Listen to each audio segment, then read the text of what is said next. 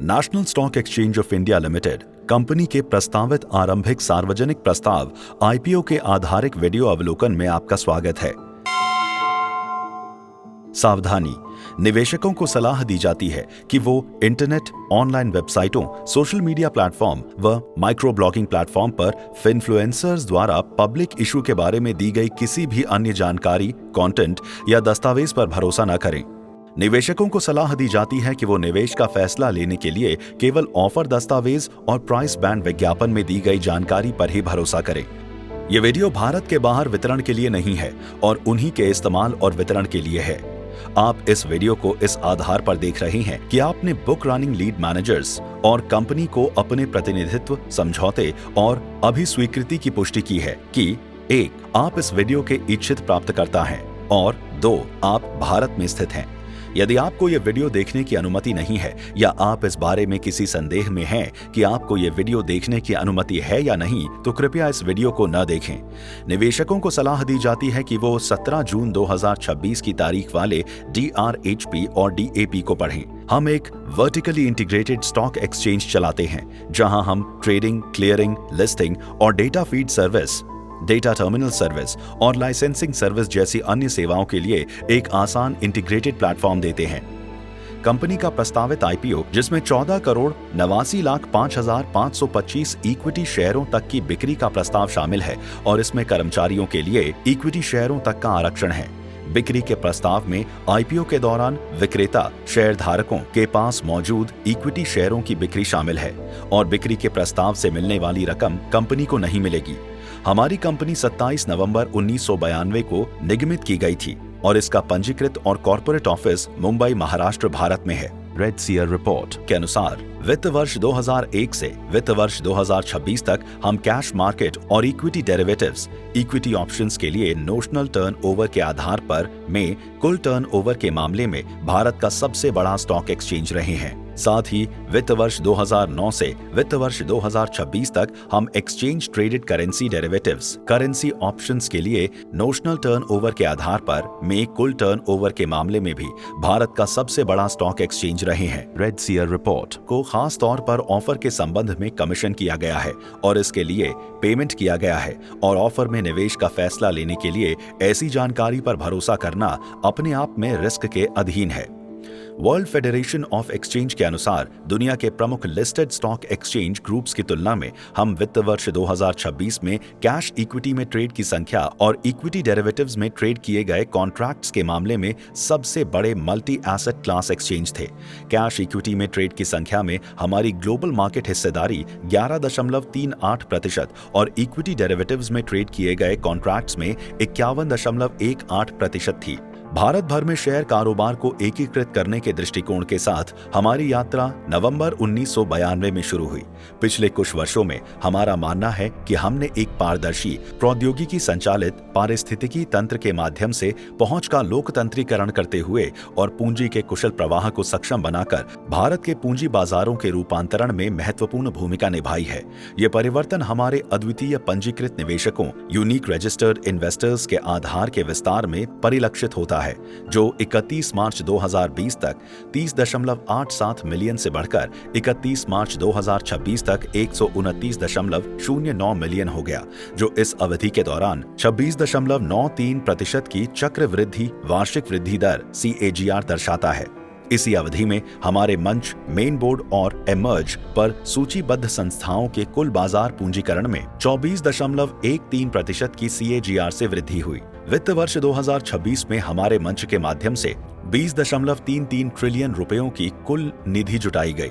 31 मार्च 2026 तक हमारे stock exchange के निवेशक भारत के 99% से अधिक डाक पिन कोड क्षेत्रों में फैले हुए थे, जिससे वित्तीय अवसरों तक पहुंच का लोकतंत्रीकरण संभव हुआ। 31 मार्च 2026 तक हमने 253.66 मिलियन पंजीकृत निवेशक खातों, 1325 ट्रेडिंग सदस्यों, 129.09 मिलियन अद्वितीय पंजीकृत निवेशकों तथा 2978 सूचीबद्ध संस्थाओं को समर्थन प्रदान किया, जिनका कुल बाजार पूंजीकरण 411.25 ट्रिलियन रुपए था। नीचे दिया गया चार्ट प्रस्तुत अवधियों के दौरान हमारी विकसित यात्रा और परिचालन के पैमाने को दर्शाता है। हमारे प्रोडक्ट पोर्टफोलियो में cash market, futures, options, mutual funds platform, commodity derivatives, exchange traded currency derivatives, wholesale debt market और इंटरेस्ट रेट फ्यूचर्स जैसी कई चीजें शामिल हैं और हम अलग अलग एसेट क्लास में अपनी पेशकशों का विस्तार करते रहते हैं। 31 मार्च 2026 तक हमारे प्लेटफॉर्म में रोजाना औसतन 12 से 14 मिलियन मैसेज प्रोसेस किए। 24 मार्च 2026 को एक ही दिन में सबसे ज्यादा 21.89 बिलियन ऑर्डर मैसेज प्रोसेस हुए और उस दिन 201 मिलियन ट्रेड पूरे किए गए। वहीं 4 जून 2024 को हमारे प्लेटफॉर्म ने एक ही दिन में सबसे ज्यादा 293.85 मिलियन ट्रेड प्रोसेस किए। निवेशकों को इन महत्वपूर्ण जोखिमों पर ध्यान देना चाहिए। हमारे स्टॉक एक्सचेंज पर होने वाले लेन देन की मात्रा और मूल्य में कोई भी बड़ी कमी हमारे उत्पादों की मांग को काफी कम कर सकती है, हमारी ग्रोथ को रोक सकती है और हमारे बिजनेस, आर्थिक स्थिति, कामकाज के नतीजों, कैश फ्लो और भविष्य में संभावनाओं पर बुरा असर डाल सकती है। हम एक ऐसे सेक्टर में काम करते हैं जिस पर कड़े नियम लागू होते हैं और जिसकी देखरेख मुख्य रूप से सेबी करता है। सेबी समय समय पर हमारी जांच भी करता है और ऐसी जांच के आधार पर हमें कुछ रेगुलेटरी मामलों से जुड़ी टिप्पणियां, कारण बताओ नोटिस और प्रशासनिक चेतावनी, कमी और सलाह वाले पत्र मिले हैं। इस बात की कोई गारंटी नहीं है कि भविष्य में ऐसे और नोटिस या पत्र नहीं भेजे जाएंगे। हमारी कंपनी पर सेबी के नियमों के कथित उल्लंघन और रेगुलेटरी मामलों को लेकर कार्रवाई, जुर्माना और कानूनी कार्रवाई होती रही है और आगे भी हो सकती है। हो सकता है कि सेबी के साथ इनका निपटारा हो या ना हो। अभी चल रही और भविष्य में हो सकने वाली कार्यवाहियों का नतीजा अनिश्चित है और इसका हमारे बिजनेस, प्रतिष्ठा, आर्थिक स्थिति, कामकाज के नतीजों, कैश फ्लो और भविष्य की संभावनाओं पर बुरा असर पड़ सकता है। हमारे आईटी इंफ्रास्ट्रक्चर, सिस्टम या सॉफ्टवेयर जिनमें थर्ड पार्टी वेंडर द्वारा उपलब्ध कराए गए सिस्टम भी शामिल हैं, में रुकावट, खराबी या कमियों का हमारे बिजनेस, प्रतिष्ठा और कामकाज के नतीजों पर बुरा असर पड़ सकता है। साथ ही इसके कारण हमें रेगुलेटरी कार्रवाई का सामना करना पड़ सकता है या सेबी हम पर आर्थिक जुर्माना लगा सकता है। वित्त वर्ष 2026, 2025 और 2024 में हमने अपने ऑपरेशन से होने वाली कुल कमाई का 78.65%, 79.55%, 82.07% हिस्सा ट्रांजैक्शन चार्जेस से हासिल किया। इसमें हमारे ऑप्शंस बिजनेस का योगदान 60.22%, 59.47% और 64.62% था और फ्यूचर्स बिजनेस का योगदान 8.92%, 10.08% और 8.45% था। अगर हम अपने ट्रेडिंग वॉल्यूम को बनाए रखने या बढ़ाने में नाकाम रहते हैं तो इससे मार्केट शेयर में कमी आ सकती है, ट्रांजैक्शन चार्जेस से होने वाली कमाई घट सकती है और हमारे बिजनेस ऑपरेशंस के नतीजों, आर्थिक स्थिति और भविष्य की संभावनाओं पर बुरा असर पड़ सकता है। कृपया DRHP के पेज 24 से शुरू होने वाला रिस्क फैक्टर्स सेक्शन पढ़ें। सेबी ICDR रेगुलेशंस और कंपनीज एक्ट 2013 के तहत हमारी कंपनी का कोई पहचाने जाने योग्य प्रमोटर नहीं है, इसलिए सेबी ICDR रेगुलेशंस के अनुसार प्रमोटर ग्रुप का हिस्सा बनने वाला कोई सदस्य नहीं है। हमारी कंपनी के 64.84% शेयर पब्लिक शेयर होल्डर्स के पास हैं। हमारे टॉप 5 पब्लिक शेयर होल्डर्स इस प्रकार हैं। हमारी कंपनी का 32.54% हिस्सा विक्रेता शेयरधारकों के पास है, जो ऑफर फॉर सेल के तहत 14,89,05,525 इक्विटी शेयर्स तक बेच रहे हैं। हमारे गवर्निंग बोर्ड में 12 डायरेक्टर हैं, जिनमें 7 पब्लिक इंटरेस्ट डायरेक्टर, हमारे चेयरपर्सन और 2 महिला डायरेक्टर सहित और 5 नॉन इंडिपेंडेंट डायरेक्टर, हमारे मैनेजिंग डायरेक्टर और 2 एग्जीक्यूटिव डायरेक्टर सहित शामिल हैं।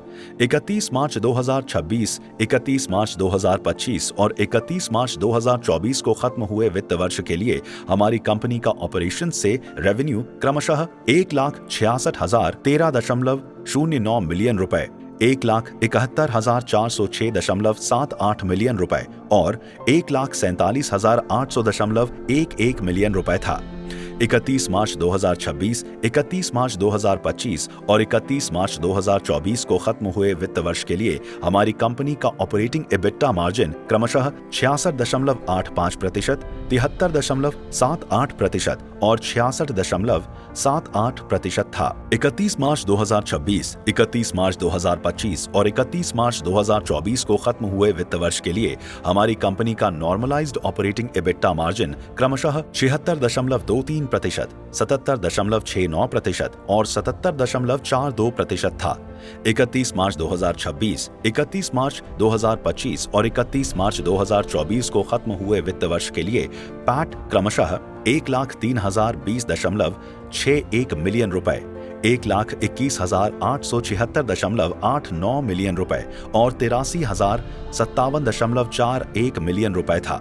31 मार्च 2026, 31 मार्च 2025 और 31 मार्च 2024 को खत्म हुए वित्त वर्ष के लिए हमारी कंपनी का पैट मार्जिन क्रमशः 50.98%, 55.30% और 47.13% था। अधिक जानकारी के लिए कृपया DRHP के पेज 267 और 112 से शुरू होने वाले रीस्टेटेड कंसोलिडेटेड फाइनेंशियल इंफॉर्मेशन और ऑफर प्राइस का आधार देखें। हमारी कंपनी सब्सिडियरीज, डायरेक्टर्स, मुख्य मैनेजमेंट कर्मियों या सीनियर मैनेजमेंट और ग्रुप कंपनियों से जुड़े कुछ आउटस्टैंडिंग लिटिगेशन प्रोसीडिंग्स हैं। इन मामलों में कोई भी प्रतिकूल नतीजा हमारी प्रतिष्ठा, कारोबार, वित्तीय स्थिति, कामकाज के नतीजों और कैश फ्लो पर बुरा असर डाल सकता है। अधिक जानकारी के लिए DRHP के पेज 390 पर outstanding litigation and material developments देखें। हमारी कंपनी को ऑफर से मिलने वाली रकम ऑफर प्रोसीडिंग्स नहीं मिलेगी। इसके बजाय ऑफर से जुड़ी सभी रकम संबंधित विक्रेता शेयर होल्डर्स को मिलेगी। इसमें से ऑफर से जुड़े खर्चों और उन पर लगने वाले संबंधित टैक्स का उनका हिस्सा घटा दिया जाएगा, जिसका खर्च वो खुद उठाएंगे। IPO बुक बिल्डिंग के जरिए किया जाएगा, जिसमें नेट ऑफर का अधिकतम 50% हिस्सा क्वालिफाइड इंस्टीट्यूशनल बायर्स QIBs को, कम से कम 15% हिस्सा नॉन इंस्टीट्यूशनल बिडर्स NIBs को और कम से कम 35% हिस्सा रिटेल इंडिविजुअल बिडर्स को अलॉट किया जाएगा।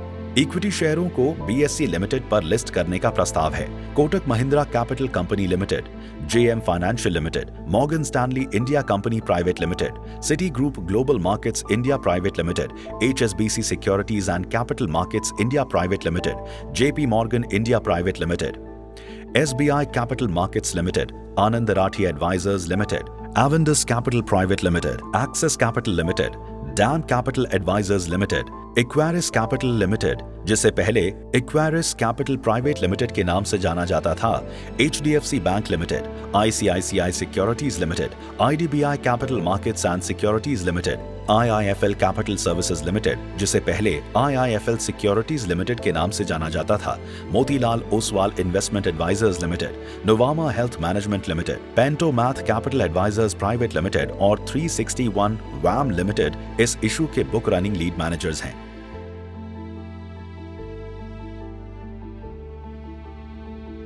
इक्विटी और इक्विटीज से जुड़ी सिक्योरिटीज में निवेश कुछ हद तक जोखिम होता है और निवेशकों को इस इशू में तब तक कोई पैसा नहीं लगाना चाहिए जब तक वो अपना पूरा निवेश खोने का जोखिम उठाने की स्थिति में ना हो। कृपया 17 जून 2026 की तारीख वाले DRHP और DAP और उनमें किए गए किसी भी सुधार या अतिरिक्त जानकारी को पढ़ें। अस्वीकरण: न तो कंपनी और न ही विक्रेता शेयर होल्डर इस वीडियो के आधार पर आपसे निवेश की मांग कर रही हैं। ये वीडियो केवल जानकारी के मकसद से है। ये कोई प्रमोशनल वीडियो नहीं है और न ही ये कंपनी के इक्विटी शेयरों को हासिल करने, खरीदने या सब्सक्राइब करने का कोई निमंत्रण या ऑफर है। संभावित निवेशकों को निवेश का कोई भी फैसला लेने से पहले ऑफर से जुड़े रेड हेरिंग प्रोस्पेक्टस के फाइल होने का इंतजार करना चाहिए।